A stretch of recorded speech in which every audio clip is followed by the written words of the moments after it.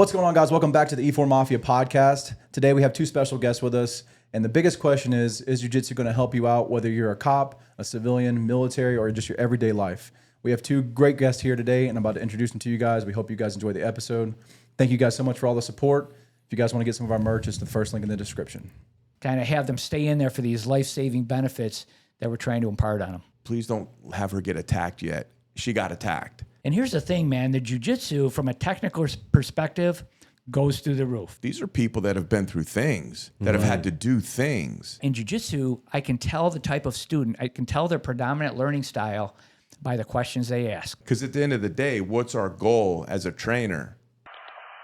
Panda 1-6, Panda 1-6, this is Badger 2-2, come in, over. Badger 2-2, this is Panda 1-6, send traffic, over. Roger, E4 Mafia is a go. I say again, E4 Mafia is a go. Roger that, execute. Hey, how you doing? Gents, before we get started, I apologize because it was a little short notice. I couldn't get you guys shirts. Normally we give each guest a shirt. However, I think I have something better. Our challenge coins just came in. Great. So give you guys two of these. Well, thank you. All right. Sir. Thank you. And I'll get with you guys again, get your address, and I'll get you guys a shirt shipped to y'all. Sounds great. Whether you Thank want you. black or green. That's a It's great that coin. one. Yeah. great It was coin. if you guys want one, it'll be on the shop. But yeah, I'm really happy how they turned out. But that's our normal merch shirt. It's a green or black. Just let me know which one you want, and we'll get it to you guys.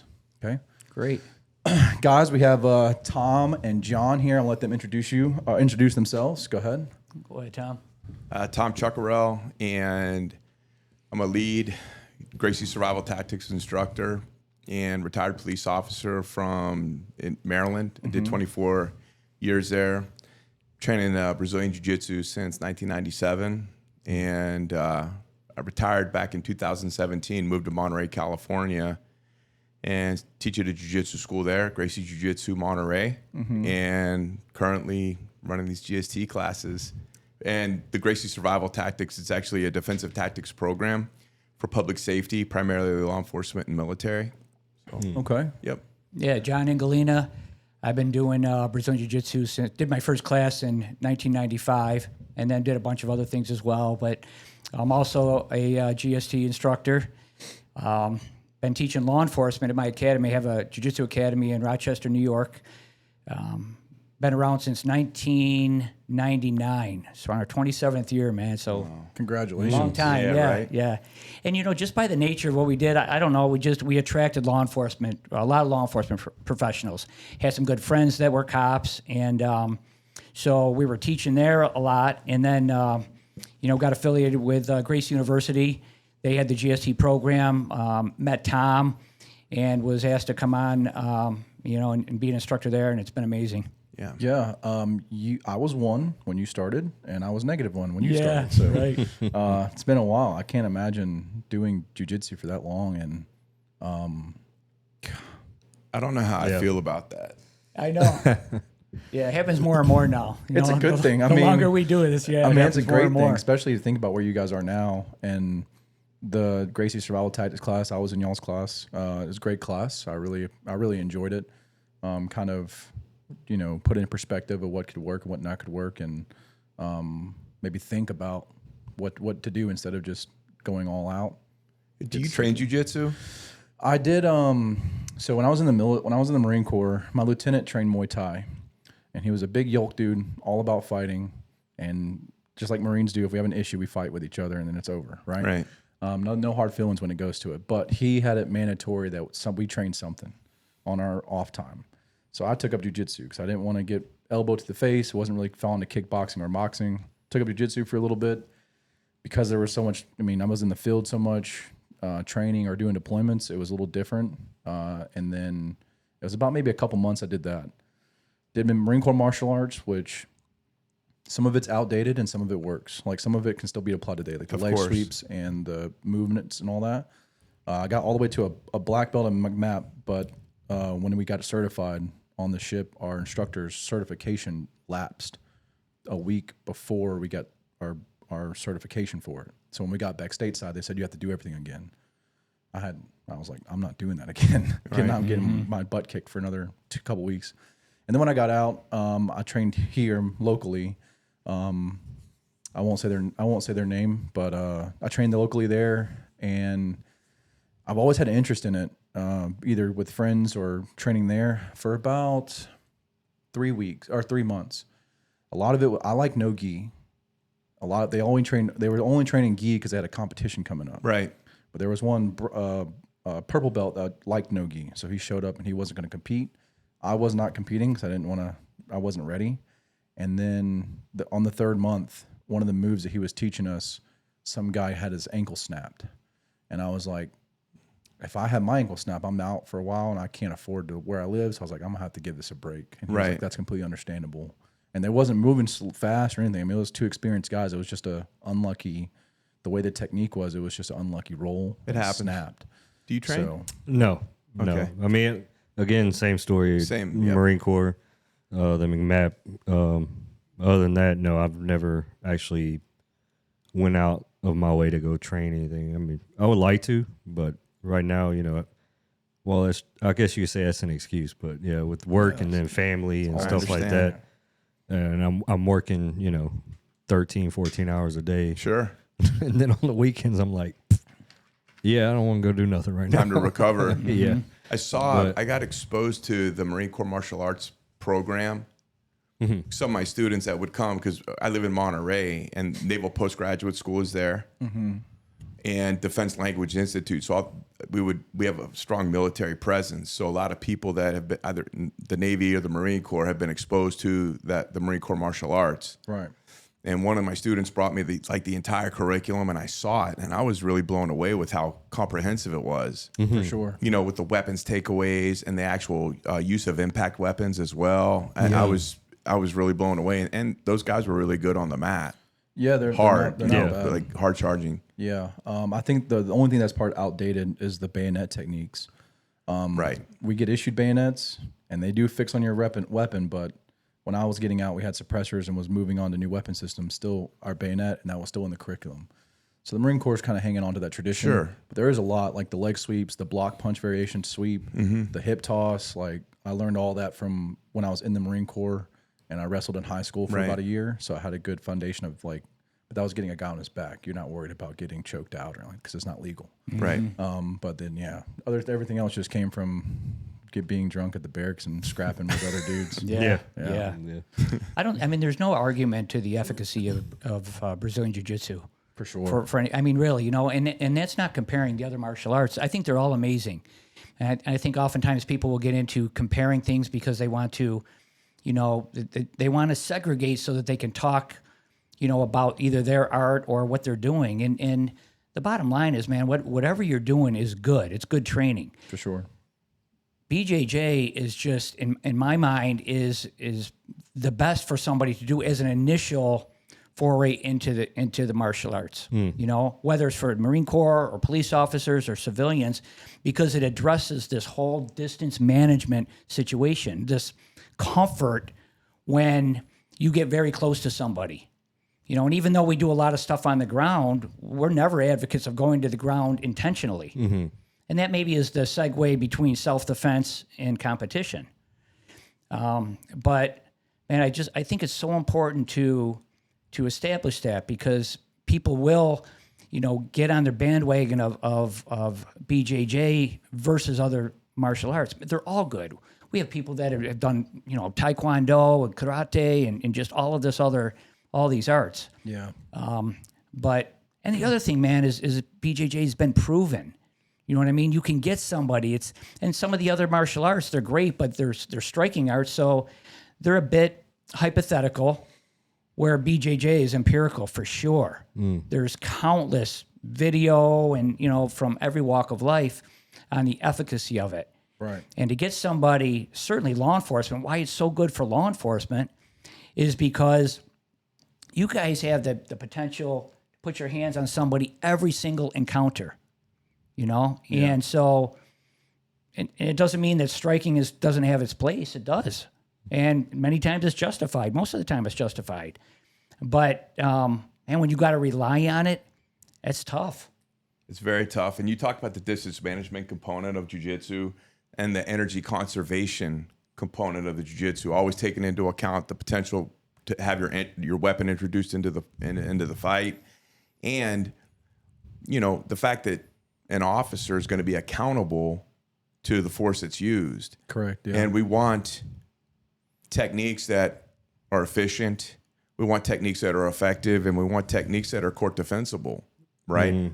And Hedon and Henner did an amazing job structuring a law enforcement curriculum that checks those boxes, and something that's camera friendly. Yeah. You understand? For those that don't know, who are those two guys? Hedon and Henner Gracie, they're the grandsons of the Grandmaster E4 Gracie. People would argue he's the father the grandfather, the Grandmaster of Brazilian Jiu-Jitsu. He learned the art from his brother, Carlos Gracie, back in the early 1900s. And you think about the Gracie family, they procreate. So Carlos had like 21 kids. E4 Gracie had 9. Horion, Elio's oldest son, moved to Los Angeles in 1978 with the intention that he was going to spread Brazilian Jiu-Jitsu or Gracie Jiu-Jitsu worldwide. What better place to do it than in Southern California? So he started teaching lessons out of his garage, built a pretty significant following, and eventually started the UFC back in 1993 because that was the question: which art was superior? And the UFC, Royce Gracie goes in, he's defeating monsters in the cage, and Royce was at the time was about 170 pounds, and he was, they were tapping big people there. Yeah, back then there wasn't a weight class, was there? No weight classes, no time limits. Yeah. I think the only rules were you couldn't eye gouge and you couldn't bite. Fish hooking. Yeah. No fish Yeah. hooking. Yeah, no dirty that was moves. it. Yeah. Yeah. Just was to it. see whose stuff's better.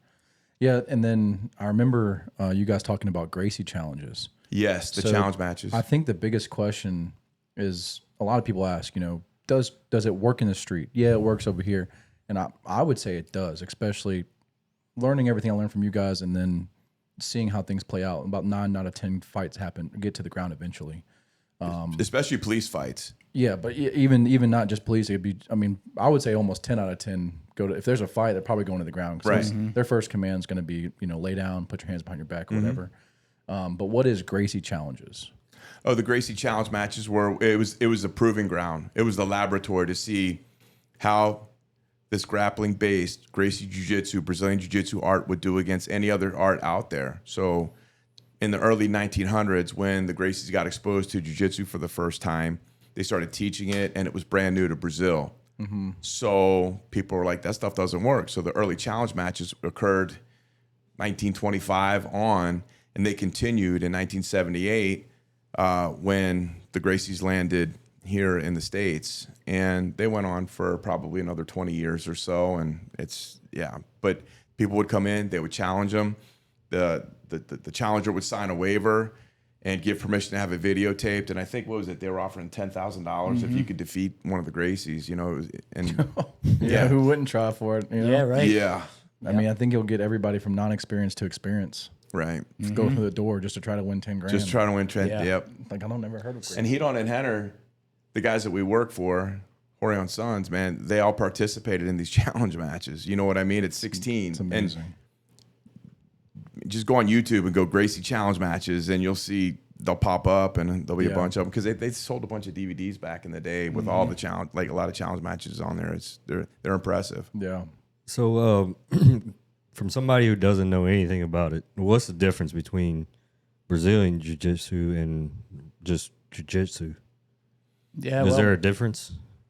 There is. I mean, Brazilian Jiu-Jitsu obviously came from Brazil. Right. Tom gave you a little bit of the backstory, and I think Brazilian Jiu-Jitsu is different, and I think it might be easier to define kind of traditional Jiu-Jitsu, which is more stand-up, which involves joint locks and manipulations and things like that are effective. Right. Brazilian Jiu-Jitsu introduced this position called the guard. Okay. And the guard is when you find yourself on your back, like E4 Gracie would work from the guard where he was on his back because he was a small guy, and the story was that he was very weak and wasn't very healthy at the time and had to kind of adapt the traditional moves of jiu-jitsu to accommodate him. Okay. And so he would end up on his back and he would just work this kind of distance management position called the guard to his benefit, where he could control the distance, control the damage that he might take until he could find a way to either get up, create space, maybe submit, right? Or sweep, which means go from the bottom to the top and remove himself from the fight.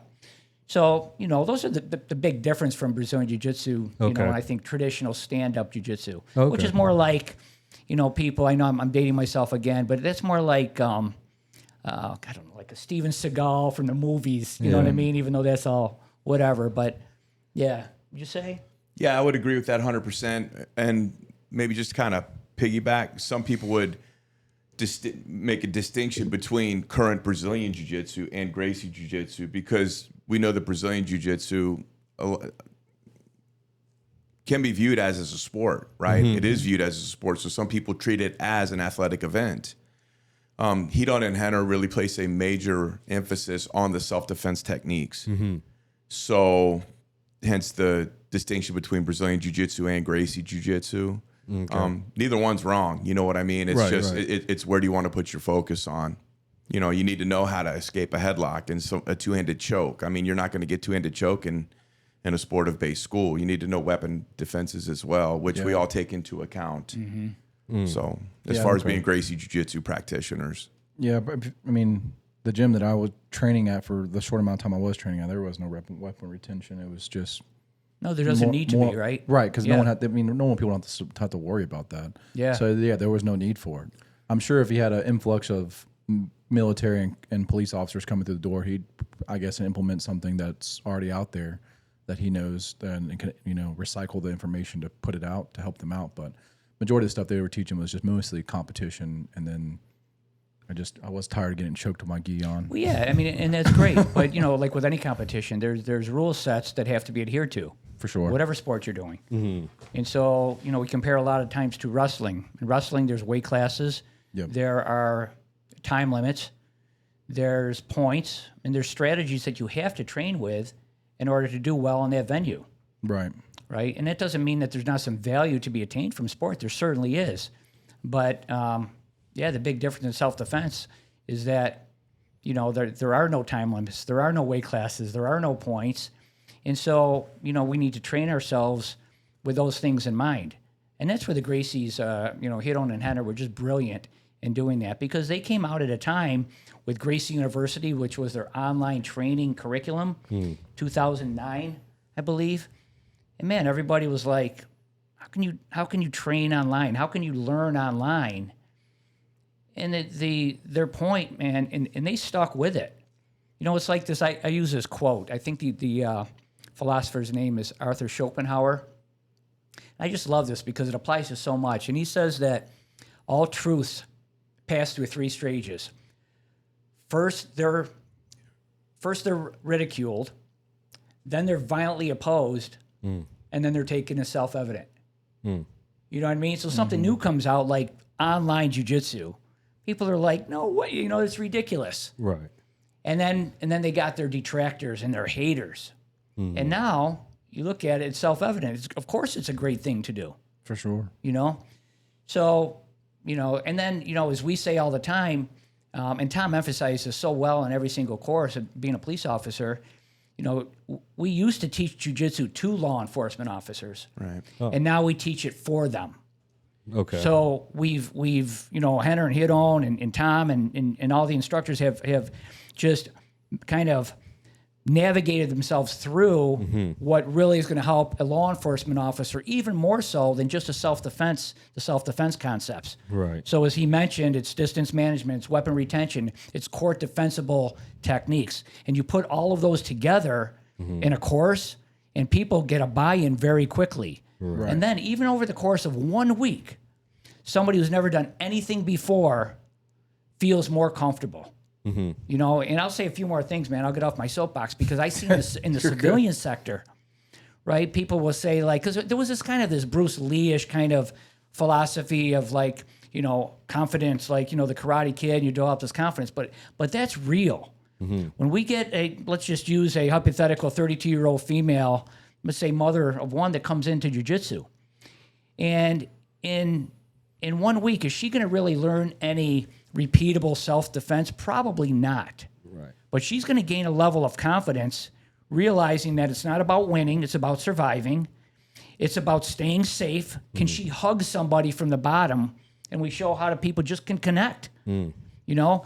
And then just to make the encounter, let her last just a little bit longer till help gets there, till the person gets tired. These are all concepts that change the way that they carry themselves. So now when she's out there, she walks a little bit more confidently. Yeah. Right. And that's the biggest self-defense attribute that you can have. Because we know the predators out there, they're looking for people, right? Yeah. That they know the energies. They know the people that are looking down, that are, you know, just not confident, and that's going to give them a tough time. Yeah. So if it's not that person, you know, it's too bad for the next person, but they're going to look the other way. They're going to look to the next victim. Yeah, I mean, I think it goes back to just about everything, military to any kind of combat-related professions. The easier the target you are, the more you're going to get put in and blasted into your face. The harder target you are, the less you're going to get messed with. I mean, Marines got nicknames that are like devil dogs and leathernecks for a reason, and that came from the enemy. So it's like a lot of people don't want to mess with the Marines because of our history and just how aggressive we are. We're not an easy target. They know if they come, you disturb the hornet's nest, and we don't care if it kills us. We're coming after you. And it's like same thing what you're saying. If you see they're looking for that one weak individual that looks just like an easy target, and then pounce. But then if you're walking around with, like, you know, you're the tallest person in the room, probably won't mess with you. So Well, you saw it in the class. I mean, how diverse was that group as far as skill level goes? yeah. And a lot of times I point out to the students, I'm like, hey, man, for those of you who have never done jiu-jitsu before, compare yourself today to your Sunday self, meaning who were you before you got to the class? And the ones that have never done jiu-jitsu before, they're like, man, I feel like if I do find myself on the ground against my will, that I can survive. Yeah. You understand? And that's a big deal. Another, just quickly backtrack on one little point that jumped into my head was another thing about like a distinction between sportive type jiu-jitsu and Gracie jiu-jitsu is the ability to maintain punch safe. There are a lot of sportive techniques that are amazing, but if you try to pull a sportive technique on the street, man, you open yourself up to strikes. And that's the mindset that we always think about is I've been training jiu-jitsu a long time, and the only reason why I started training jiu-jitsu was because I was a police officer, and I knew that I was going to go and potentially get involved in a fight or a scuffle or try to arrest somebody that didn't want to be arrested. And I wanted additional tools so I didn't have to rely on the stuff that I was carrying on my duty belt. So Yeah, I think whenever I was going through the courses, some of the classes, they would teach a technique, and I'd do it, and it's like, I don't know the name of it, but it's like you're down shin on shin, and you end up rolling. Same move the guy broke his ankle on. When I was down there, I was like, if he decides to just punch me in the top of the head, and there's nothing I can do, so I'm trying to get this. It takes a little bit. I'm a novice, so it takes me a little longer to get it. And I was like, well, I'll just take the good and kind of, you know, I'll keep this in the back of my toolbox. Maybe he's occupied or can't get me. You know what I'm saying? yeah. Well, so when I first started training jiu-jitsu, it was a very good school, very tournament based. You know, so I had to sit there and I would dedicate 2 out of the 6 grappling rounds to just a street mindset. You understand? And I would be grappling with somebody, and I'm thinking, can they punch me from here? No. Can I punch them from here? Yes. Yeah. Where's my weapon? So I would have to dedicate a couple of rounds, just dedicate that to my training, because I really wasn't interested in the whole tournament circuit, but I was interested in the self-defense component because, like I said, I was going to go out on the street that night and probably get involved in some type of scuffle. It was always a potential. So it was, yeah. So you have to take control of your training there. Yeah. So essentially, it's you're kind of changing the culture of the what was it, Gracie Jiu-Jitsu or whatever, as far as not going towards combative or competition wise, but more along the line of self-defense and Well, I wasn't changing the culture of the school. I was changing what my mindset, what my relationship with the art was. Okay. Though I was training there, and it was a great school, and the people were amazing, and it was safe, and it was hard and competitive. But you know, I had to change my mindset because I never wanted to default to a sportive mindset if I wasn't, you know, trying to arrest somebody that didn't want to be arrested, or somebody that was trying to harm my wife or my kids. You know what I mean, at the time. So I always wanted to have a street mindset, and I did train Thai boxing for many years as well because that was part of the, you know. Yeah, now I kind of regret not doing. Yeah, that. no, it's a good street art, bro. Well, Alan, you pulled me over during the class. I think it was the first or second day. Remember that we were doing like a back take. Yep. And you had a question for me. Maybe you can talk about that a little bit because I was telling Tom about that and Kevin. But it was about if somebody small gets on your back, you know, and you started to get up, right? And you try to get up. Yeah. So there's a technique where if you're on top, let's say the suspect or whoever's on the bottom because it's a police course, they're trying to get up. There's a technique where you kind of sit back, and then when they start to get up, you can kind of tip them back over, and now you have the back and you both are on your side. It's a terrible position for them. But my question was, there's a lot of classes, a lot of jiu-jitsu classes. My main thought process was the first thing, and they're nowhere near your skill level, right? They took maybe GST once, never taught it until 2 years later or a year and a half later. Now they're teaching people, and the first thing they say is size doesn't matter. And what I've seen is the biggest dude in the class, whether he be big or he be jacked, okay, you said size doesn't matter. Let's do this move. And it's that same exact move where they get up and they just get up and it's like they have a little backpack. And they don't. And what surprised me when I asked you, because I was like, I picked you because I was a little bit bigger. Obviously, it's just I need to work out more. But I was like, I don't think. I mean, maybe someone, you know, if it's a female officer or something that's a smaller build, even if she does or he does go left and right, if he's so big and he has a good base, he's not tipping over.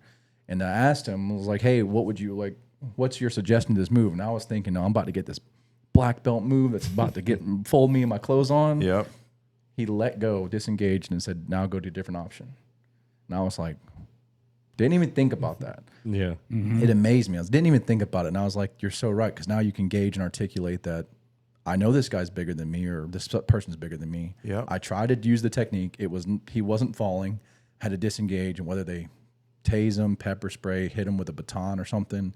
But then you can articulate it instead of just going straight to that. And that's how they're trying to change the culture is Right. instead of just going straight in and there's 3 cops on one dude just punching a guy. Right. You can kind of be like, let me see if this move works real quick. Right. And then kind of go in there. And You That's said what it. I You kinda- articulated the fact that I was here. They got up. It was more than I wanted to mess with. I disengaged. 100%. yeah, but he like broke free. And when he pushed off on me, I about fell forward too. And I was Yep. like, I was not expecting that. I was literally expecting like some ninja flying, move. some flying arm bar, ankle pick, something. And then you just disengage. And I was like, it was such an obvious answer. I was like, why didn't I think of that? That's what I was kind of asking, like as far as culture wise, because you know, especially you know in training in McMap and stuff like that. You know, that's when you're in that situation. That's all you could think about is you never think about disengaging, you know, and resetting and then whatever. You're always thinking about attacking or doing the next thing. So that's what I meant by changing the culture or the mindset. Culture and mindset. That's right, it. right. And interesting, right? Because maybe John or myself or any other person who's been training jiu-jitsu for any period of time would re-engage or stay connected to the person. You know what I mean? Yeah. But that's a lot to ask sometimes, and understanding that disengage is always a good mindset, you know? Right. If necessary, man, I'm going to disengage. And it's all articulable at that point. You disengage and then transition to your force option. I think the mindset that you want to avoid is that you have to stay engaged.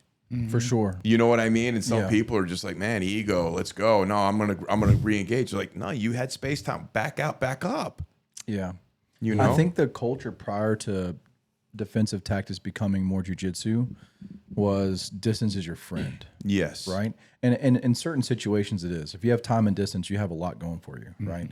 When one of those goes away, probably most likely distance isn't your friend. And if you know something, if it's not, you know, someone's shooting at you, whatever the case is, someone's attacking you, And if they're armed with like a knife, it becomes a different story. I probably need a little bit more knowledge for disarming people and whatnot.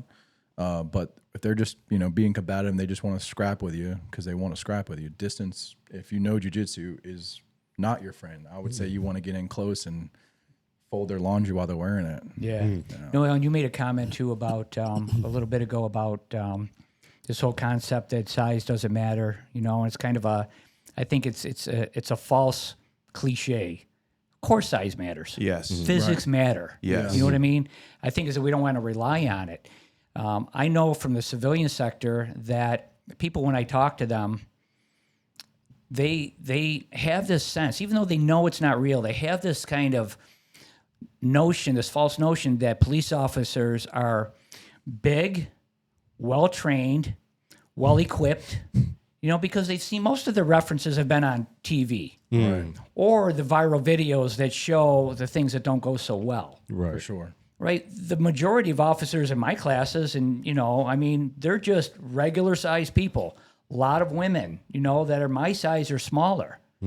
And, they're the ones that need jiu-jitsu the most, in my mind. Right. The big, like ex-Marine and stuff. Yeah, you guys, of course, we can all learn all the time. Yeah. But man, those people, they need it the most. Right. And Brazilian Jiu-Jitsu, taught in the setting that we try to teach it in, and the GSTs that we do teach it in, provides that. Right. It provides them the confidence to be able to do that, because all they want to do is go home at night. Right. They really, you know what I mean? And a quick aside too, and I'm just going to throw this in. It's not even connected to anything we're saying, but and I say this at all the GSTs.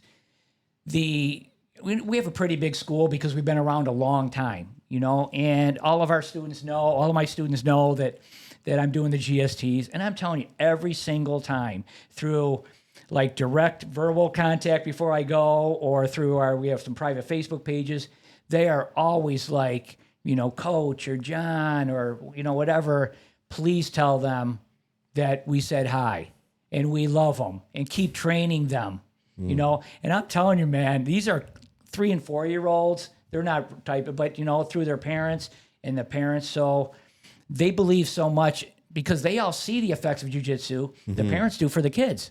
Right. And they understand the value, the transfer of it in the law enforcement community, and they see what we're all trying to do, and they just support it 100%. Yeah, they're the silent majority. Yes. Yeah. Yes. Yeah, I would say that for sure. Trying to get Atticus in it. Start him early. Yeah, my son's 5. We're thinking about, we're doing different sports every year, and we're thinking about some type of martial arts or jiu-jitsu or whatever. We don't have that here, though. Where I live. I think the ones where in your area is like how Gracie and them started out of someone's garage. Yeah.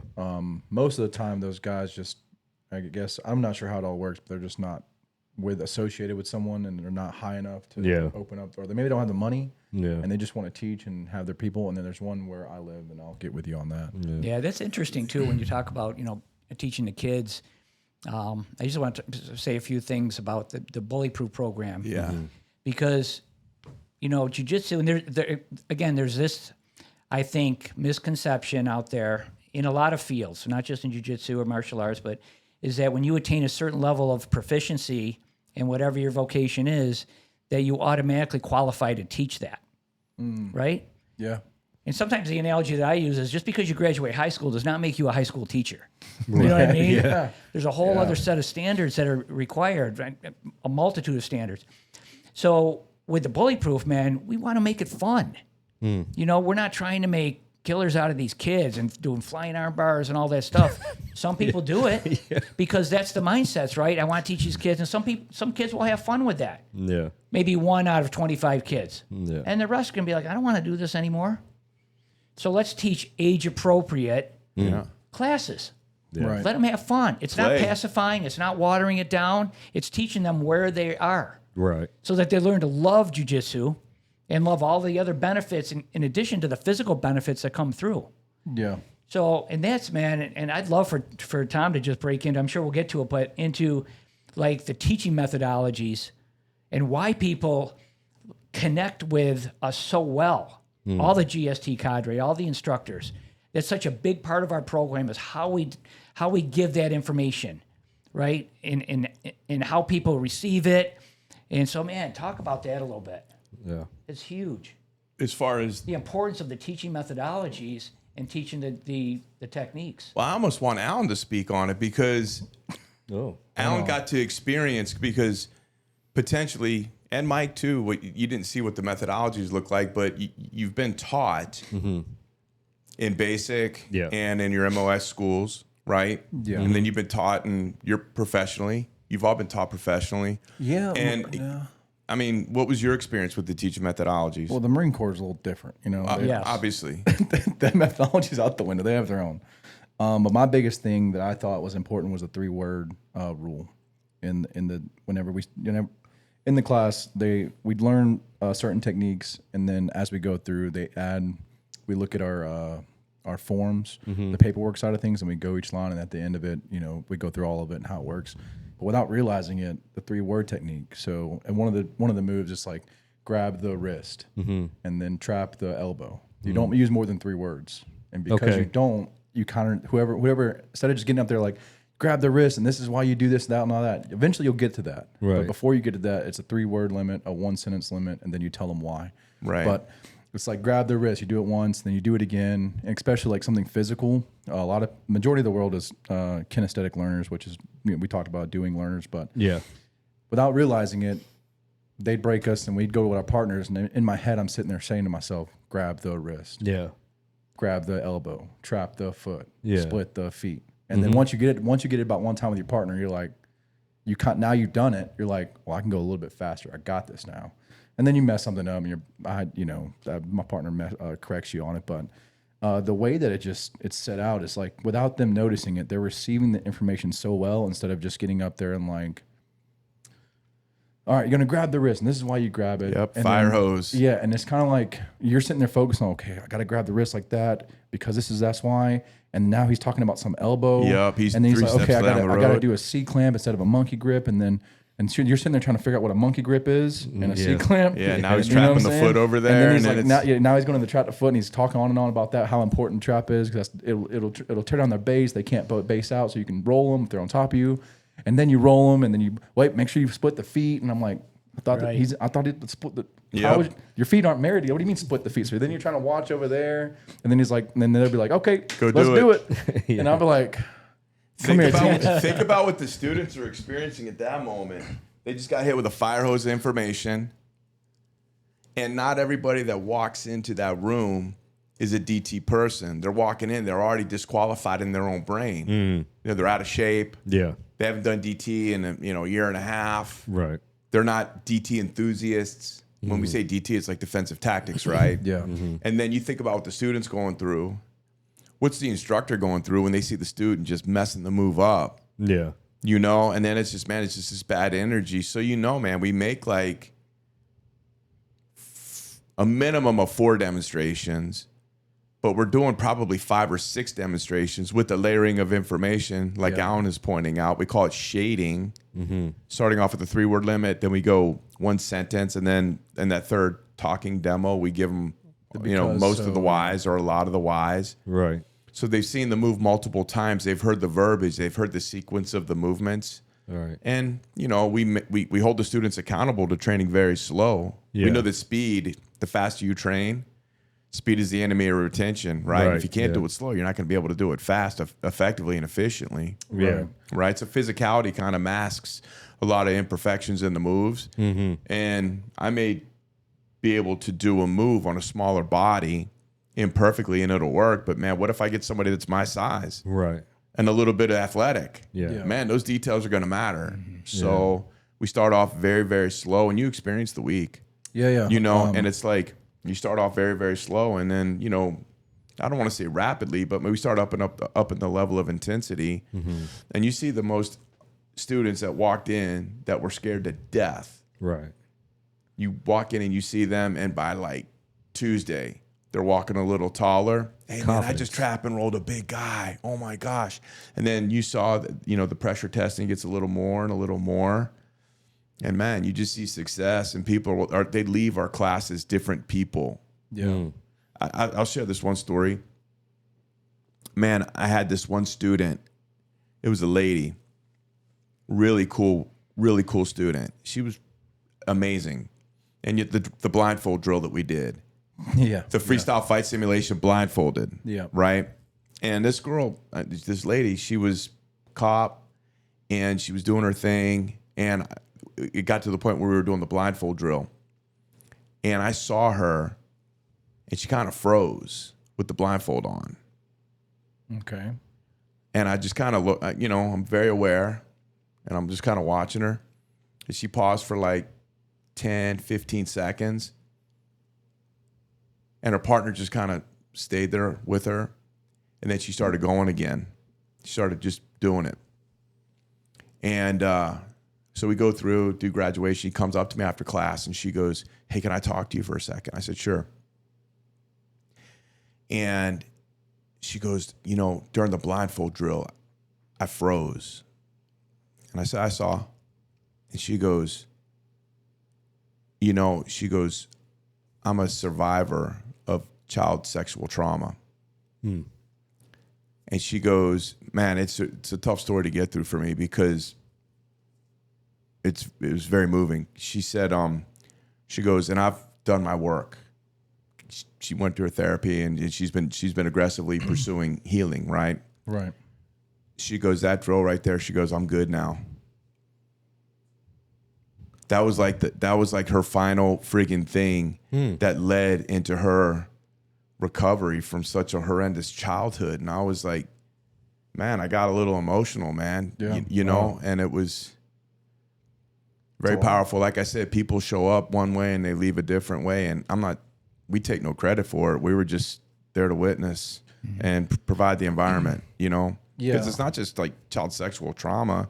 It could have been bullying. It could have been getting physically abused by somebody in the household. It could be, could be anything, and so people bring baggage when they come in, and we're just there to kind of help them through the process, Yeah. And make Our them critical more incidences, confident. combat veterans, Yeah. anybody can get triggered, in that environment. Yeah. Yeah, for sure. How many techniques did we learn last week? Total number. So there were 23 lessons. There were several slices within the lesson. So we're talking 60 some moves. Yeah. So 60 something techniques for moves, right? Yeah, about If 60 I were to techniques. tell you Monday through Friday, you're going to come to the course with the 60 something techniques. By Friday, when you have your partner, we'll blindfold you, and whatever your partner gives you, you'll know what to do. Would you believe it? Yeah. I would Well, if believe you it. ask him like that, he's going to believe it. Yeah. Yeah. I mean, guess so. yeah. I mean, Yeah. It goes back to their teeth. Objection leading. Yes. Yeah. There you Well, go. see, one thing that got me was so the way you use the 3 words, Yeah. that makes sense because some of the, like even when in the Marine Corps and McMap, they went through the whole thing, Yeah. and it's like, and now they're like, all right, now practice it. And I'm like, I don't even remember what you said the first time. You know Yeah. what I mean? So like that makes sense with the three word thing as far as techniques, and because it's easier to remember that. Yeah. That kind of that was a light bulb in my head when you started saying it. But then as you build on it, it goes even further. Yeah, Right. that's your objective as an instructor, right? Yes. Is to Yeah. teach. Yeah. It's to teach techniques, but it's really to make sure that they can grasp it and then retain it. Now, I'll tell you guys just a quick, history of our martial arts school. We opened in 99, and I got onto the Gracie online program in 2009 when they first came out. I was teaching different kind of jiu-jitsu and,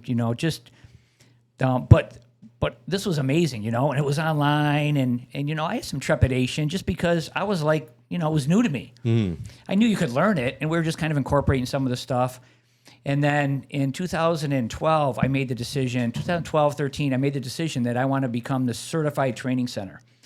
So the cool thing with them is that there was a technical vein that you had to go through. You had to go through and learn all their techniques, but there was also this teaching vein. And so the teaching vein was like exactly what Tom is teaching in the GSTs.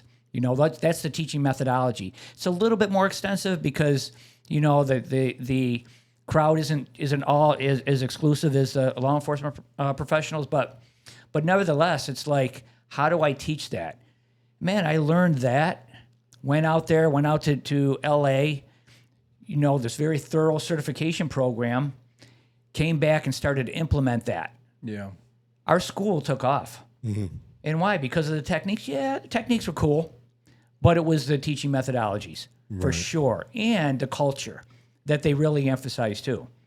And we talked about that a lot too, the kind of essential presentation skills we call it, or the culture that we teach in. Right. Just because we're teaching to law enforcement or military doesn't mean we have to teach, the way that you're used to being taught, as far as, language goes or aggression goes or anything like that. And we talk about that. Like nobody on the evaluations ever says, I wish they would have swore more, or I wish they would have been more hardcore or anything like that, Right.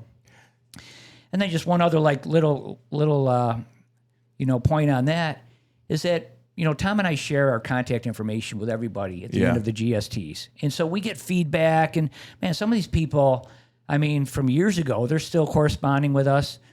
And every once in a while, people will message and say, yeah, the technique that you taught me, or that principle, or that control position really helped me out. If I had to put a percentage on that, would maybe be 5% of the comments I get back.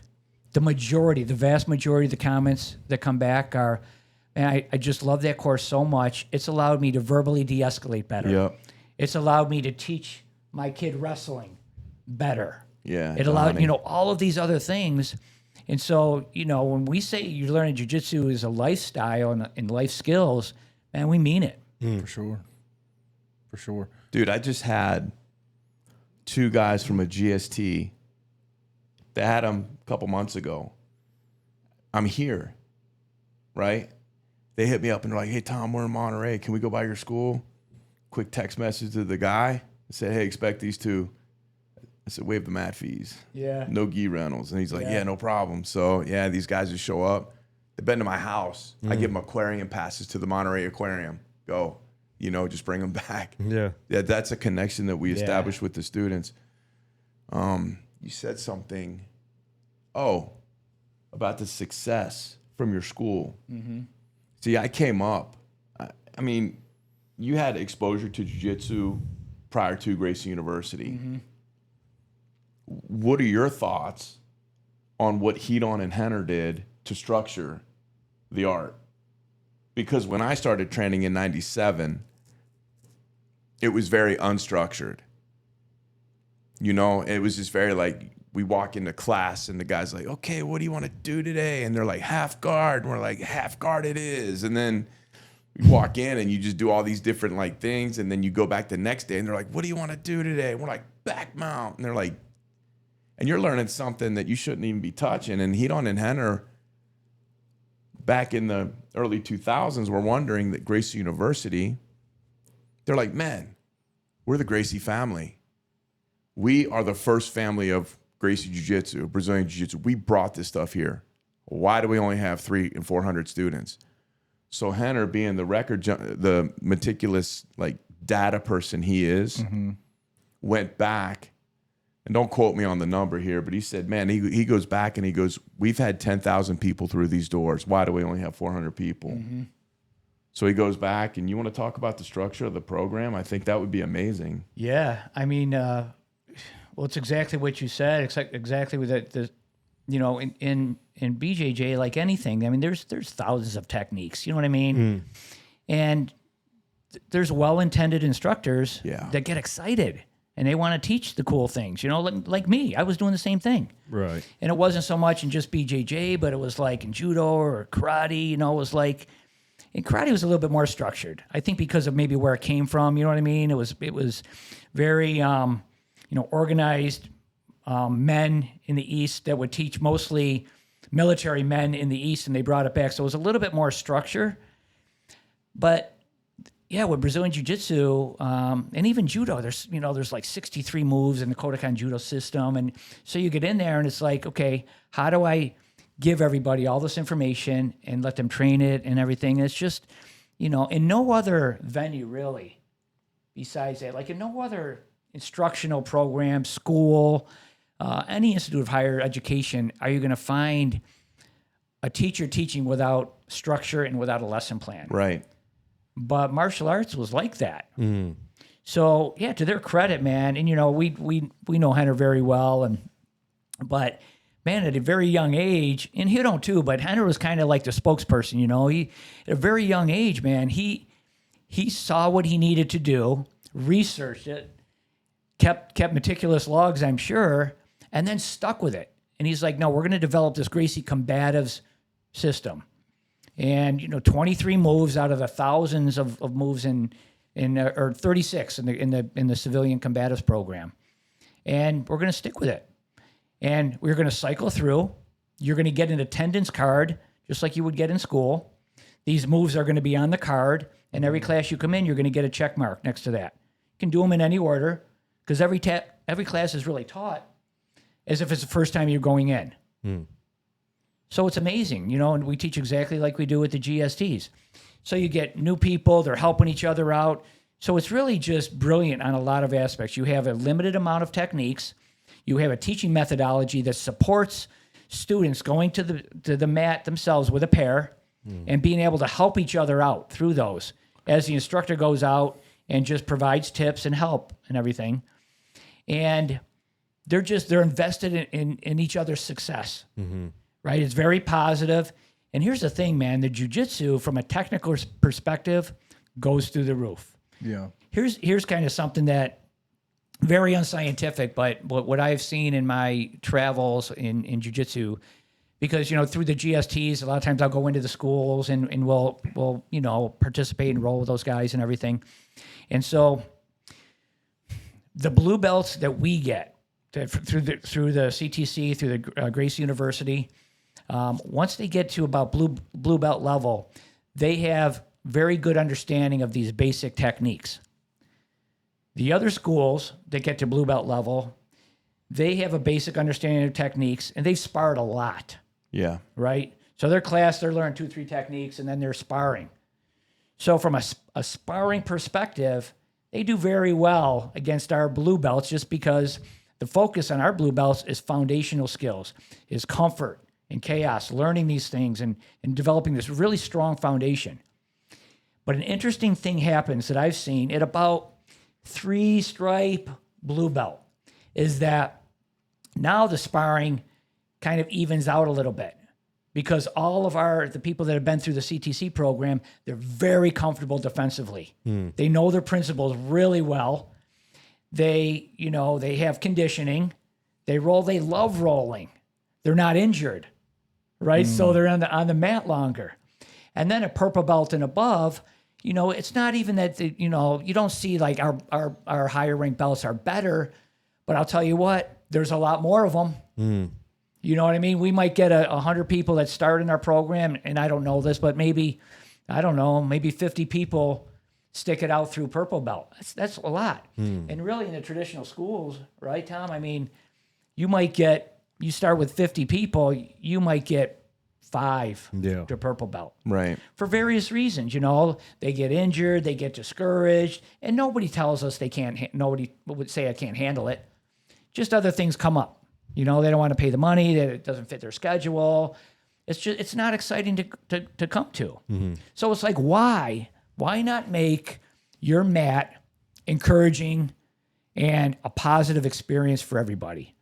Well, the tough guys will say, well, that's not real jiu-jitsu. I would beg to differ, because if your objective as a coach is to impart knowledge on a student, then you should do everything you can to keep that student on the mat. Now, yes, can it go too far the other way? Yeah, of course. Well, it shouldn't be a weeder process. You know what I mean? And the idea is the ones that walk into the jiu-jitsu room for the first time and they tie their white belt on, they get smoked during a workout, then they learn a technique, and then they go spar and they get beat up. Maybe they hurt somebody, maybe they get hurt. Man, they leave. Man, they're the ones that need jiu-jitsu the most. Yeah. You understand? Right. So the idea that Henner had was, how do we create retention? And he did it through the combatives program. Yeah. And when we talk about the structuring of the curriculum, when it's a hodgepodge of the instructor's just going to teach you what they like. I mean, John, your favorite moves are going to be different than mine. John's a smaller frame, maybe a little more agile and limber. man, maybe I have a more medium frame, so man, I'm going to be more controlled. So depending on who John is teaching to, if John's teaching to a 280 pounder student, maybe that technique isn't necessarily going to resonate with that guy. Right. And my 180 frame isn't going to resonate with the person that weighs 150, you know? So the idea, and what Hidon and Henner did was they structured not only combatives, but the advanced jiu-jitsu curriculum, you know, like through black belt. And everything, and it's called the blue belt stripe curriculum. That's a misnomer, right? It's just, it's like jiu-jitsu from past combatives. And everything you learn in blue belt stripe 1 builds off of what you learned in combatives. So once you get this stuff down nice and great, the BBS 2 builds off of that and all the counters to the attacks and all the way through 4. So it's a massive curriculum. And the other thing too, what they did with as far as how they structure it, is that no position gets neglected. You have your mount, you have your guard. These are all chapters. And there's like 7 lessons within each chapter. And then you have guard, half guard, back mount, leg locks, and then your standing, which incorporates your takedowns, your self-defense, and all the other stuff. So everything is building up. So it's done in a linear fashion. You understand? Which does what for your retention? It shortens it. Yeah. I mean, well, it increases your retention in a shorter amount of time as opposed to just learning high-level leg locks and you've only been doing jiu-jitsu for 4 months. You know what I mean? So it's just, it's done in a linear fashion, which really does wonders for people's retention of the material. So, and we've both been through it. I came to the organization a black belt. Okay. You understand? So I came up, my original lineage was my black belt, got his black belt from Pedro Sauer. So I'll claim Pedro Sauer lineage for my original jiu-jitsu black belt. But we've all progressed through the curriculum. Now you came up through Gracie University. Yes. Yep. You know, which is a different path. And there's something to be said for that. You know, it took me 16 years to earn my black belt in jiu-jitsu through the grind. Wow. Yeah. Yeah, it's not an easy process for sure. Yeah. For those that don't know, what are the belt levels and what are tabs or what are stripes? Oh, got it. So white belt, day 1, and that could last anywhere from, a year. I was a white belt for 4 years. How long were you? Yeah, on the Gracie program, it's a little different, right? 'Cause we're going Okay, through got the it. combatives, Yeah. So I was a white belt for 4 years, and then the next belt is blue belt, and I was only blue belt for a year, and then I was a purple belt. So it's white, blue, purple, 7 years there, 3 years as a brown belt, and then to black belt.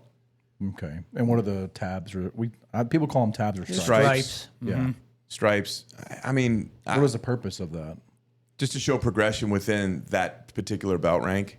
And I was talking to some of the guys in the class. Some of them are brown or purple, blue, whatever. And they were talking, and I was asking them, like, in order to get to the next belt level, do you have to get your stripes? He's like, yes, no, it depends on where you go. But I was like, okay, so how do you get them? To the biggest thing they said, I said, you get usually 4. So this is what they're telling me. 2 come from just knowing the techniques and all that, going to the gyms and then showing and practicing, and then I guess whatever test out there is. And he said some gyms require 2 competition stripes where you have to do competition. Because I was telling him, like, I'm not a competition guy. Right. It's way too much risk for such a little reward. Like if I get hurt, that's my career, and I'm, family and house and all that. I don't want to lose it. Nope. So he was like, some gyms, if you don't do competitive, you'll never advance up. And in my head, I was like, I don't really care what belt I am as long as I keep progressing in the knowledge. Because even if I'm a white belt for 4 years, we'll say 4-year white belt, and some blue belt comes in and he wants to grapple with you, and you making him look like a white belt as well. And then the next belt comes up, and it depends on, I feel like it depends on what your knowledge base is, obviously, but there's definitely something to be said the higher belt ranks you go, because I know in jiu-jitsu it's most of the time earned. It's usually not given, depending on, unless you got maybe some weirdo in the garage is just giving out belts. But usually in the established, like a Gracie's belt level is going to be earned, or there was something 6. I don't know all the lineages or the hierarchy of it, but that's what I mean. But yeah, I think so. In Brazilian Jiu-Jitsu, like, earlier I referenced other martial arts can be a little bit hypothetical. You know what I mean? So it's really just time in. That's a good way to say it. Well, it is, yeah, because you're not going to go out there and really fight somebody. You know what I mean? You can do tournaments and things like that. But really in Brazilian Jiu-Jitsu, it's empirical. I mean, you've got to perform at some level. So if you're at a competition school and their criteria is that for advancement you have to compete, then you have to compete. And that's where we differ a little bit. You don't have to do that. But, you know, I think that for us, it's the stripes they're driven by attendance. And then they're driven by the, the approval and the acknowledgement of the instructor. Yeah, time and performance, right? Yeah, and I think that that's good. You know, some would argue that, attendance shouldn't be a factor. And those, I think the people that say that are thinking that once somebody attains a certain amount of attendance marks, they automatically get their rank. But no, it has to go through the approval. But we know, because of what we teach and how we teach it, that once somebody has 100 classes in, you know, between stripes, we know they're pretty good. They're almost ready. And then we put a little sharper eye on them. But that's the way we do it. And that's the way Henner and Hiron have set it up, and that's the way what we follow. You can't not do 100 classes and not get better. Yeah. You know, think about, you do 100 classes and you get 5 grappling rounds, 3 to 5 grappling rounds per class. It's a lot of repetitions to like work on things. Right. You understand, provided you're present in your mindset and you're participating. I mean, you're going to get better. You're going to be in better shape. Right. I think one of the biggest things, as well as the way you guys teach stuff, one of the other biggest things that stuck out, you guys remembered all of our names. Don't know how you did it. Kind of know a little bit now, but I couldn't do it. But it was just y'all's professionalism and how nice you guys were. Oh, thank you. As far as most people with a high degree of knowledge of martial arts are usually pretty humble or nice people. It's very rare I've met a high degree martial arts person, whether it be judo, jiu-jitsu, whatever, to where they're just a jerk and they're trying to provoke you and they're just, I'm the stuff. They're usually pretty calm and, hey, yeah, how you doing? And most of the places I went to go at least try to train was really nice. I wasn't getting folded my first day. It was more the first day I was getting my butt kicked in the warm-ups, and he was like, you just watch. And I was like, no, I want to go. He's like, first 3 classes are free, just watch. And he's like, you got to get through the warm-ups first. Like, I can't have you coming out here because you're getting gassed in the warm-ups. And I was like, okay. And then the second day, he's like, you think you're ready? I was like, I was ready the first day. Let me get in here. I want to learn, but it was just so, you guys were very professional, just very kind and whatnot. And just a lot of times you don't expect that, especially with when you're teaching that kind of stuff. You're kind of expecting like, this guy's we got to be aggressive and we got to be mean and we got to, to win the whatever lesson we're trying to learn for the street. And it's just not the case. Well, I think that being on the receiving end of hard instruction, whether it was in the Marine Corps or whatever job training that you were in, you know what I mean? Or going into a certain type of school, being on the receiving end of that and then getting exposed to a level of positivity in that environment, which can exist. Right. And then it's just like, man, I really wish I would have come up this way. Right. You understand? And then it's like, man, you can either be the change or carry on the tradition, right? Right. I mean, grow up in an abusive household. What are you going to do with that? Carry the cycle or break it? Which one are you going to do? And I think that knowing the types of students that we come in, these are people that have been through things, that have had to do things. You know what I mean? Yeah. And I think we have to acknowledge those people and give them credit for what they've done. I mean, you don't have to be the baddest person in the room for me to teach you jiu-jitsu. I don't have to be the baddest person. But I got plenty of real-world practical experience where the art has never failed me. And I also know what it's like to be that student on the mat who's got to sit there and learn. You know what I mean? And then to be responsible to go back and take it to their people. I remember I was an academy instructor. And I was sitting there. We ran a very paramilitary academy. So there was a lot of yelling. Right. A lot of discipline. A lot of punishment. A lot of everything, right? And I remember I was a hammer. I didn't like being a hammer. I was just it. You know, it was just a lot of energy. And man, when I got exposed to GST back in 2015 and we experienced the positivity and, you know, being pretty generous with praise with our students, I was a little uncomfortable with it just based on the environment that we were operating in. But I started experimenting with it. And recruits, man, at the end of the day, really just want to make you happy so you're not yelling at them. Right. Mm-hmm. And when I got exposed to the positivity component of as an instructor, man, it gave me permission to just issue some praise to these people. And I was like, man, you see their performance.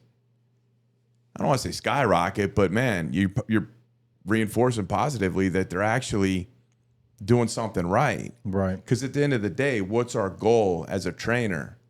It should be to make sure that they understand the information and it's to can apply teach it. a technique and then have them repeat the technique in very, very live scenario-based learning so they can graduate from the academy. But even more importantly, is to teach them that technique that if they have to use it on the street, that they're going to be able to use it effectively and efficiently, you know, not only to deal with the person or whatever the situations that they're dealing with, but man, keep them out of court, you know, like civil court. Yeah. You know, so that's the idea. And I was like, man, I really started rethinking about how we delivered the material. Now, we didn't lose the paramilitary component of it because we chewed on them. We disciplined them during inspections and when they're going from point A to B. But man, when it came time for adult learning, man, we backed the energy off and, you know, fairly generous with praise as far as, you know, that was a great grip, nice strike. Yeah, great hips on that. You know what I mean? So, and then they're like, oh, wow, I can actually do this. Mm-hmm. You know, so we had a great deal of success when it came to watching the students perform better when they're here and they're doing something actually pretty right. Yeah. Yeah. I don't think the Marine Corps ever changed, but there's a time when you're in Marine Corps, it's called, there's one thing that's called grass week, and then you have your shooting week. Grass week is nothing but dry fire. There's a barrel with the targets painting on it at a distance. When you look through your optic or looking through your optics iron sights, it looks like the distance it is supposed to be, right? For a week straight, you're out there for about 5 to 6 hours a day, dry firing at this barrel. And then the next week you go shoot. When you're getting taught how to shoot, your drill instructors go away. You get taught by the range instructors, right?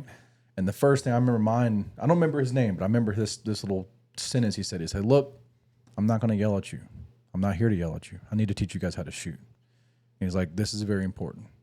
It's like, there's no point in yelling at you. A, you have a loaded weapon in your hand. And 2, I need you to understand this. And he was like, and we were all like screaming, yes, sir. He's like, stop, just calm down. I understand you got to do it when they're there, but when you're with me, just kind of relax. I need you guys to pay attention and not worry about screaming back at me with a response. I just want you guys to retain the information. Yeah. So it's that time because Marines take very big pride in every Marine's a rifleman, right? And we can shoot, right? That's what they take biggest pride in. And I think it's because of that. Not only because we're shooting at a barrel for 5 days, for 7 hours a day, but you get introduced during that time too, but then when you go to the range and you're shooting, it's that switch from breaking you down and being that there's kill hat, knowledge hat, and all. The kill hat is probably what you did. It's the hammer, nonstop. Right. Like when you see the kill hat, you're like, uh-oh. Yeah. Your butthole does that. And it's just like, yeah. Yeah, until you start getting up there. I mean, I had some advice because we're 9 years apart. He's older, 9 years. And he told me a story about how he volunteered to go up there and start doing PT, and it pissed off the instructor. So I decided to do it one day. I pissed him off, but I think that the switch though is what you're talking about is like how we integrate stuff, and I think we've talked about it on the podcast before. Regrets of leadership and how we treated some of our junior guys. Oh boy! And it was like I look back on it, and I told him I texted some of my junior guys, and I was like, dude, I just texted them on Instagram or however I can get in touch with them. It's like, hey man, this incident so and so, I'm really sorry for how I treated you. Like I don't know, I expect you to forgive me, but I just need at least to say it, and it's like. At least I can realize that I was wrong. That's amazing, man. Yeah, right. And so like they was like, no, you were. One of the guys said, as you get out, you kind of. I don't know if it's everybody, especially if you do 4 years and you're done with it, and you're like, I don't want to deal with this BS anymore, and then you don't realize how much you miss it. But you start to like once your time gets closer and closer, you start caring less and less, And one of the biggest things is like, hey man, I just wish you cared a little bit more towards the end.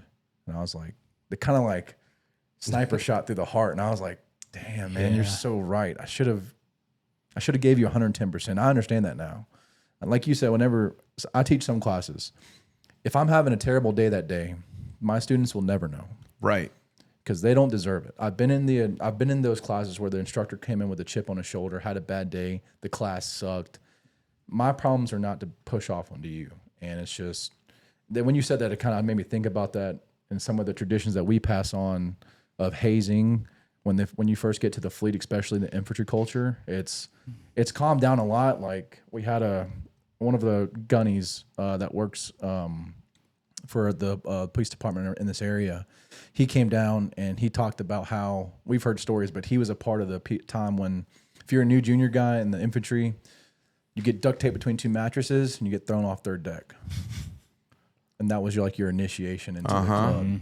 And like I would never experience it, but it was like the craziest things I had to do is maybe fight another junior guy drunk. Sure. And it's just like each time it tones down, but we're still we're still passing on that tradition, which I get it to the point, but there's some stuff where it just goes too far, like taping people to mattresses. And Yeah, dumping them out of the deck no. or second deck. And it's like, if they knew jiu-jitsu, maybe that wouldn't happen. You know what I'm saying? You know what, though, man? I get it. Because even though we don't teach that way, I still understand it. You know, I don't agree necessarily that it's necessary, but I kind of get it. It's kind of a hard thing. Maybe it's a male ego thing. You know what I mean? Like getting through it and surviving it and lasting. And now you could tell everybody, you know what I mean? Yeah. So I get that. But so the paradigm for me can be, I try to change my paradigm on it. Like, what really is the objective? It's like if we're negotiating on something.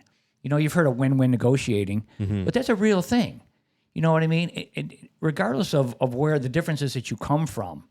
Like if you and I are going to, negotiate on something, let's talk about the similarities first. Yeah.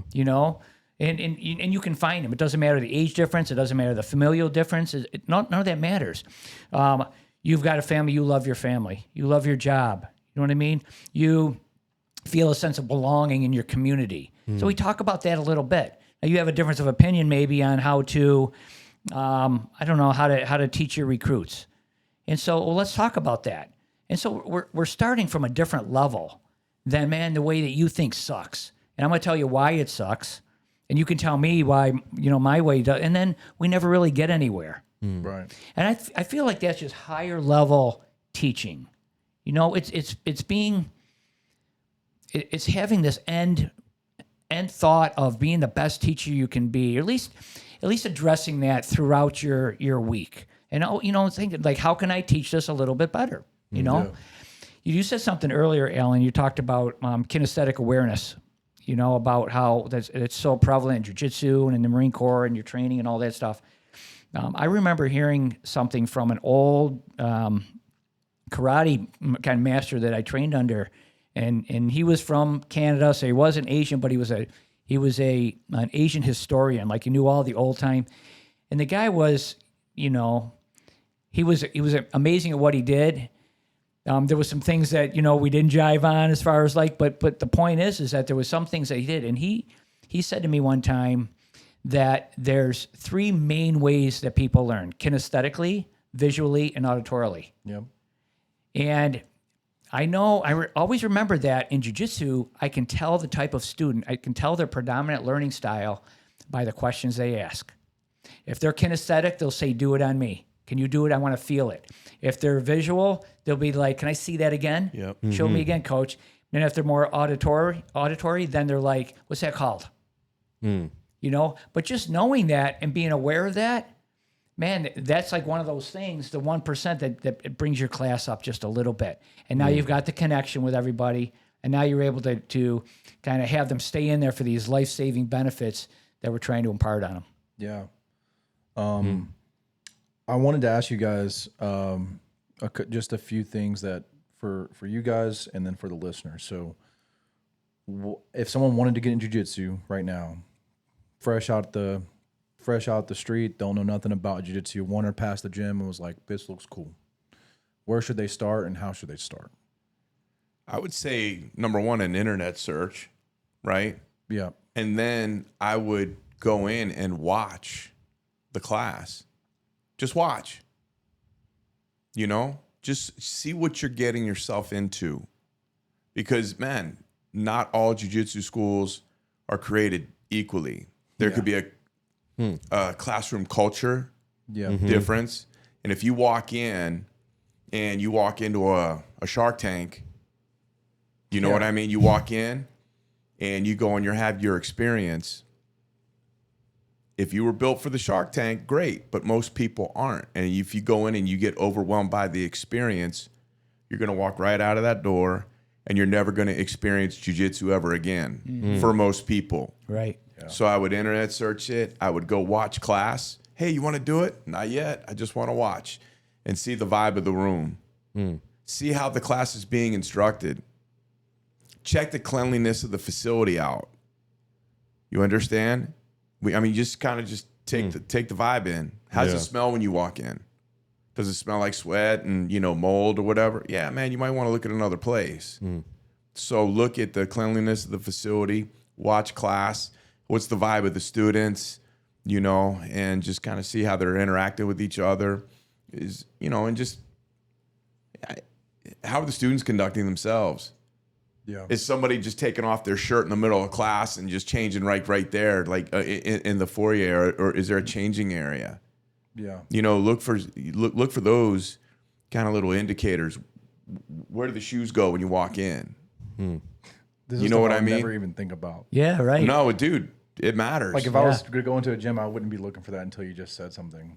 Yeah. That's exactly what I would do, because unfortunately I've gone to some schools and I'm like, this place is freaking filthy. And that's just terrible. and that's just a byproduct of bigger problems. So I would expect it to smell like sweat. Yeah, you would, right? If you didn't know any But different. now, no, like you clean the mats and all that and taking proper. You clean the mats, you go into the bathroom, is there toilet paper on the floor? Yeah. Is there just water everywhere? I mean, it's just, is the trash overflowing? That's a problem. It's a discipline thing. Yeah. Yeah. That's exactly right. And some people just don't even think twice about it, man. I look for that stuff when I walk into a space. Well, hopefully someone that's maybe interested and they're watching this episode because of that now, you guys can look and see if it's a decent gym or not. And I would just add in too, like, look at the other students. Are they students like you? Same age, you could tell. Are they all like 25-year-old cauliflower ear? Yeah. You know what I mean? And here's just a plug. I mean, go to GracieUniversity.com, look up the location tab, click it. It's going to pull up a map of the world, and we've got like 250. So I just say that because they're going to get the same experience at all those CTCs, the same type of experience. It's going to be very welcoming, very engaging. The curriculum's going to be the same. Right. They're all structured the same. Yeah. Yeah. They're all, obviously different personalities and instructors, but they all have to adhere to really, kind of agreed upon standards of behavior and encouragement and all that. And these instructors have to go back and they have to recertify every 2 years. And they have to maintain that, or else they're kind of they're let go, and it's okay. But they're not adhering to the way that we want to be perceived, and the students that we want to attract, and the results that we want to get. Yeah, I'm that's just wouldn't think about that. I would just expect it to smell like sweat because it's a gym, But the cleanliness, even if it does smell like sweat, maybe they just rolled or something. But yeah, I never really thought about it like that. If someone, or how well do you think jiu-jitsu transfers? I can understand. I figured you guys would talk about the discipline aspect of it, but how well does it transfer into someone's everyday normal person life? And how well do you think it would help them out if they were to start? Well, I think the benefits are immeasurable, provided you maintain a healthy relationship with it, right? Correct. So, Mike, you family guy, right? And it's like, man, you fall in love with the art. Then you're training 2 days a week. And you're like, well, I want more. 3, 4, 6 days a week now. Now you're going to start having problems at home. Yeah. Right? So how can it help you? Well, obviously there's a fitness component that goes along with it. Yeah. Right? There's a confidence that goes along with it. And not that this is you guys, because you guys are Marines, right? So you sit there and you go like, man, like you guys don't lack confidence. You know what I mean? And you're going to protect you and your family at all costs, and I get it. But the average person that is not comfortable with confrontation, walk around like what John's talking about, shoulder slumped over, looking at the ground, just bad guy, don't even see me. Man, if you go in and you train jiu-jitsu 6 months and you're actually able to control distance and defend yourself, man, it's just like your confidence goes way up, you know? So there's a fitness, there's a confidence component, there's actual physical skill of being able to defend yourself, right? I had a student, and she's actually a women empowered instructor now, but she was my student, and man, she's a great lady, not a fighter. And she was like, yeah, Tom, it was like her third class with me. And I'm like, man, just please don't have her get attacked yet. She got attacked right outside of a 7-Eleven. This aggressive homeless guy came up to her, and he's just like, hey, give me money. And he like pushed her. She learned standing arm lock 2 weeks ago, like in her second class. She freaking standing arm locked the guy. The guy yelped, hyperextended his arm. The guy takes off running. And she calls the police. They end up catching the guy. But I mean, she got accosted and assaulted. And I'm like, man, so there's the physical skill component. So, man, okay, fitness. Maybe you start doing jiu-jitsu and you're like, man, this is great. I'm going to clean up my diet. I'm going to start going to bed a little earlier. You know what I mean? So it's like the domino effect of positivity. Yeah. And I'm just like, so how's it going to affect people? Man, if you allow it, it's going to be amazing. And it's very mentally stimulating. And the community, too, Community, that was what I was going to say. Yeah. I mean, you develop this amazing community of like-minded people. You know what I mean? Yeah. Yeah. It's Yeah, great. different types of people. I got tattoo artists. I got mechanics. I got computer programmer. I have business owners, attorneys, realtors, male, female. Dude, it is unbelievable. So they're all different people. And then there's nothing for everybody just after class to go across the streets to the Starbucks and grab a coffee together and just like catching up on your kids. But community was another big It is one. cool, too. I mean, Tom just said it. I was like, man, like our students, they're so varied. You got doctors and attorneys and sanitation workers and stay-at-home dads and mom or whatever, all working together. Yeah, it's too fun. And their only kind of commonality, the only thing they really care about, they don't even ask what each other does. You know, it's like just jiu-jitsu. Yeah, it's great. Yeah. That's good. Yeah, I mean, I can definitely see that. One of the biggest things for me when I started trying to do it was I was interested in the goal of the belts were earned, for one, and there's two. The end goal was, you know, if you want to go that far, it would be black belt, right? And then you have your different stripes or whatever for however it works. But like, that's the end goal, and that's like, it seems what light years away. Yeah. But if you just continue to work on it, eventually you fall in love with it and it's not work. But that was one of my biggest things, was that there was a challenge to get to. I know a lot of people, like you said, if they're not really, I don't mind confrontation. If they're not like that, they're not going to want to, I want to go up. Usually they're not like, I want to be a blue belt, and that's because it's so difficult to get to the next one. I want to do that. It's more of trying to self-defense, but that's proof right there. 2 weeks ago learning something and then possibly saving your own life. Sure. And when I started training, because I didn't know anything. I just grew up on the Chuck Norris era, the Bruce Lee. That's what I grew up on. And everybody, God, kids, I had a kid in my 6th grade class. His name was Sai.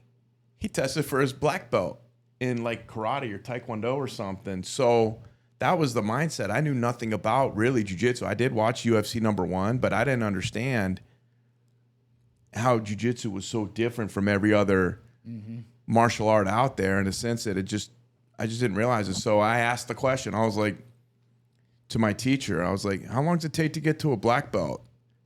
Okay, check. Don't ask that question. Yeah. Don't ask that question.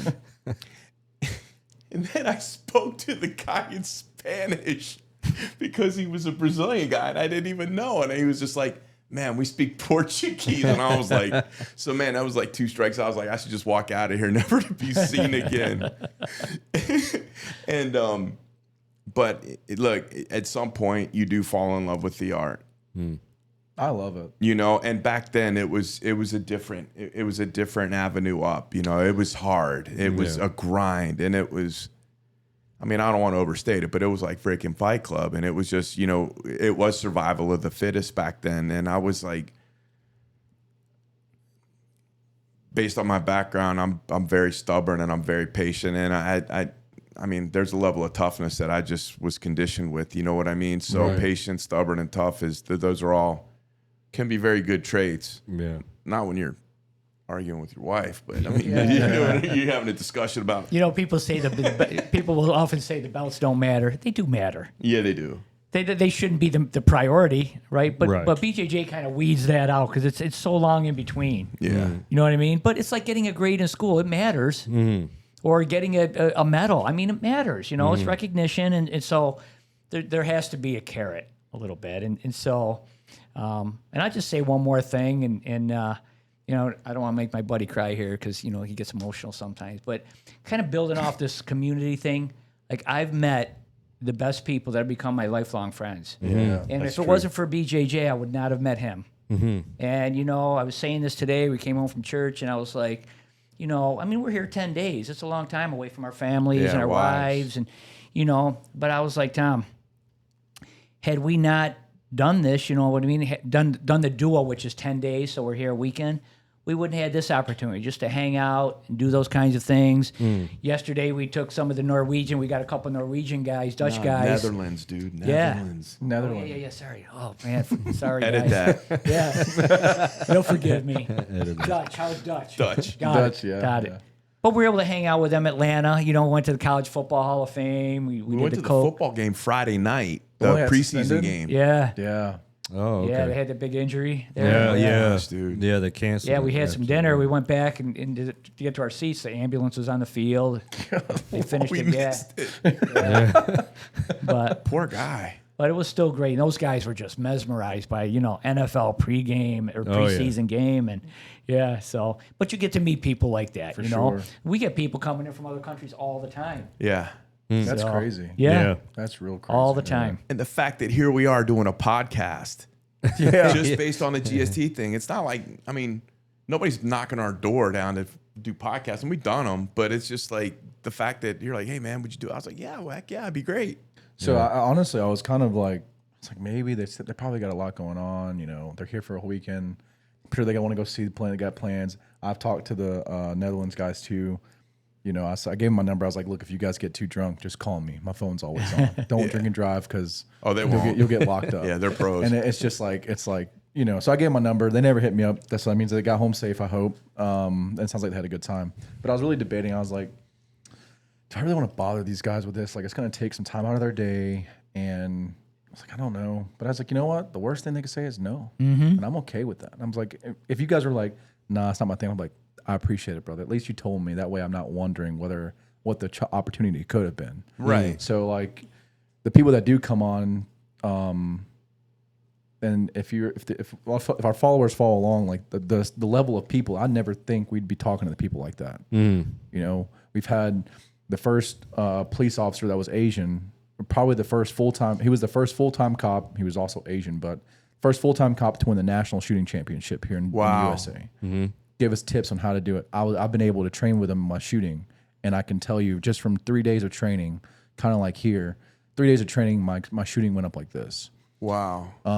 Gunny, first push into Fallujah, one of the most deadly battles in that Marine Corps history. Back-to-back Iraq deployments. When he got blown up, got a Purple Heart. Like, could you imagine? Like, now we got two guys that are amazing jiu-jitsu guys over here just talking, and then you never know who you resonate with. So it's like, if I didn't ask you guys this, then maybe that guy would never have trained or went to that gym to go check it out. Yeah. And that could change his life, or he could have been on this trajectory, but because maybe just listen to something you guys said, or maybe a snippet or one of our shorts that we make throughout the videos or a TikTok, it goes that way. And he's like, now he's, got the discipline, like you guys were saying. It changed his life forever. Yeah. Well, we talk about it in the class, right? You're never going to know the impact you have on somebody, so the goal is to, like, if somebody's teaching an in-service class, right? They're never going to know the impact that they have on that student if the class is great and the technique is amazing, and they come in and they're like, man, I want to go train jiu-jitsu now because of that one class. When I started teaching in service, you may or may not understand, you may or may not know, but you know, sometimes like the DT vibe in an in-service class it could be a little toxic sometimes. Sure. Maybe a lot of times. So I knew that, because I went, you know, deeper into my career to teach in-service. I was like, well, this is easy. I'm going to treat my in-service police students like paying customers, because I had already been teaching at a martial arts academy. Right. I'm going to treat them like a paying customer, happy to see them. I'm going to teach them dope techniques or whatever. Recruits were different, right? Because they had to be on the receiving end of discipline on the regular. Right. And we talk about not only our job as instructors to teach the students, but we have to create stressful environments for them. We have to get them inoculated to the stress that they're going to experience out on the street. Right. Because the first time they're yelled at can't be on that first domestic that they run out on the street, right? So we have to get them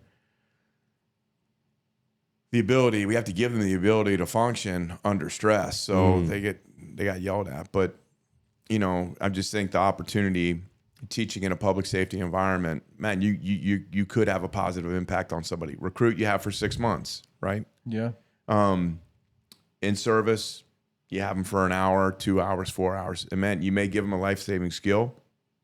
You may inspire that person to make better health decisions, have them go train jiu-jitsu from there, or they may find interest in another defensive tactic or another martial art. But we can all agree that somebody that is taking their defensive tactics seriously, they're going to be a safer officer for themselves and ultimately the public. Yeah, there's one of the classes I teach, there's always something I'll always eventually put in there. And it's because I've gotten so much different feedback from just comments. But I'll say, when you're in the situation of a high stress situation, the quote of "we'll rise to the occasion" is not right. Yep. It's more of "we'll sink to our lowest level of training." Yep. So if you have 100% of training, you're probably going to sink to about 30% if you're lucky. And we go back and I prove it through different videos of past stuff, whether it was stressful, someone getting shot or whatever the case is. And what do they know? Put a tourniquet on, because that's what they told them in academy. Always have your tourniquet. Put it on, self-aid, buddy aid. You know, make sure it's tight. And that's the first thing they go to, because they've been practicing since they were first started whatever career. And another thing is just, you know, people say, I would have done X, Y, and Z. And then I'll ask them, I'll say, have you ever been in a situation like that? And they're like, no. I was like, well, how do you know what you'll do when you get shot at? When you hear a zip or a crack, how do you know how you're going to react? And you can attest to it, I'm sure. Some people freeze. Yep. Some people that's been in combat multiple tours, it may just be that one time that they freeze up for a little bit. And there's nothing wrong with it in a way, especially if it's a multiple combat veteran or whatever the case is.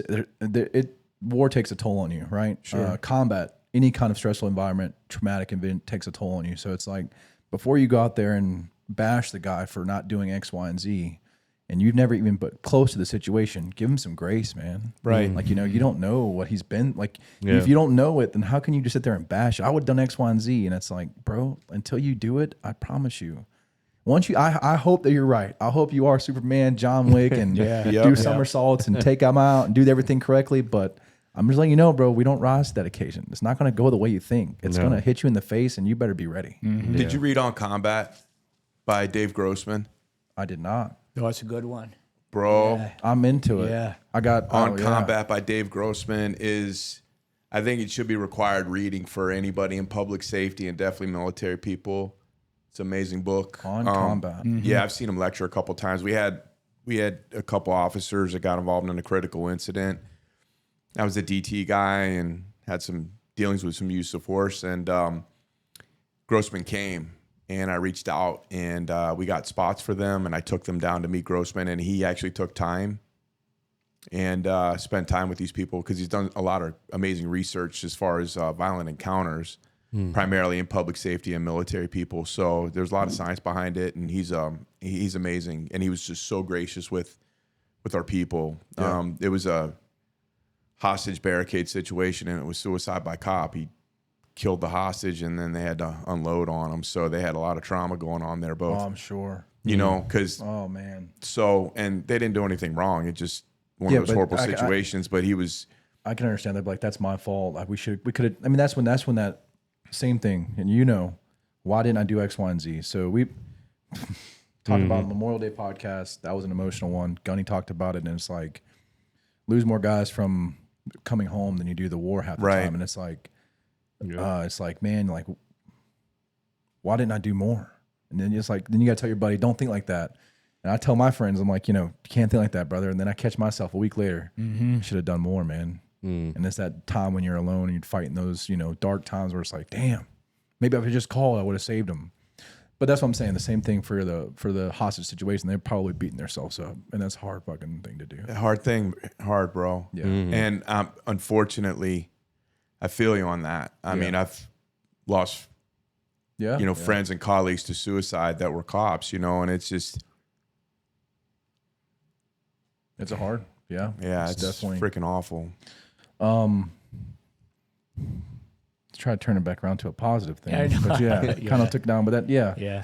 the whole thing of, I think it's gonna be a great thing if you don't know anything about it. I think kind of what you said at the beginning, jiu-jitsu is a great base. It's a great foundation if you want to get into martial arts. Is jiu-jitsu the only martial art that's not grounded, or Brazilian jiu-jitsu, like Muay Thai, kickboxing, boxing, wrestling, all starts from the feet, right? It's mainly your techniques that you're standing.